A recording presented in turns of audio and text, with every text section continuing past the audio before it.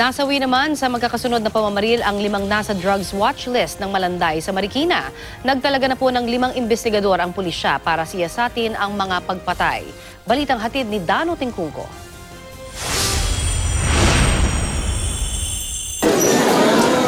Sa loob lamang ng 15 minuto, 5 ang patay sa sunod-sunod na insidente ng pamamaril sa Malanday, Marikina kagabi. Sa impormasyon ng Marikina Police, alas 7:15 ng gabi, unang binaril sa kanto ng Kabayani Road at Mississippi Street sa Purok 3 ang biktimang nakilalang si Gerald Taduan, 36 anyos. Ayon sa Marikina Police, dinala pa ang biktima sa Amang Rodriguez Memorial Medical Center pero idineklara ring dead on arrival.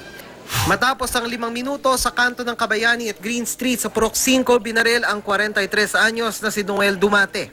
Sa parehong oras, hindi kalayuan sa Kabayani Street, binaril naman sa kanto ng Kingfisher at Owl Street ang mag-amang 45 anyos na si Regidor Dumasig at 25 anyos na si Regidor Junior.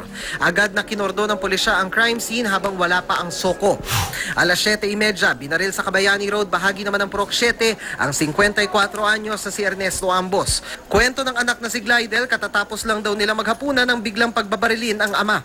Naka-helmet siya, tapos nakatakip yung mukha ng mask na itim, tapos nakababa yung salamin ng helmet. Bali wala talagang kita, tapos naka-black pants, naka-itim na jacket. Tapos tinutukan ako, sabi ko, "Kuya, wag po, kuya." Walang kaaway at hindi raw nagtutulak ng droga ang ama, pero 1 buwan na raw mula nang tumigil siya sa paggamit. Pero tumigil na siya noon kasi kami talaga nag-ano sa kanya. Oo, tumigil na siya, last month pa.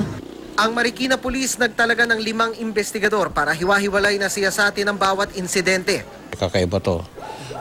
Sunod-sunod yung pangyayari. Kung kailan natigil yung aming operations against illegal drugs, doon naman biglang nagkaroon ng insidente na ganito.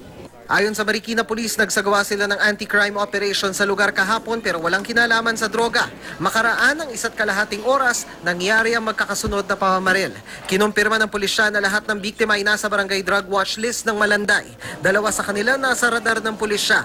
Si Taduan sumuko raw sa pulis. Si Dumate naman labas-pasok daw sa kulungan sa kasong pagnanakaw.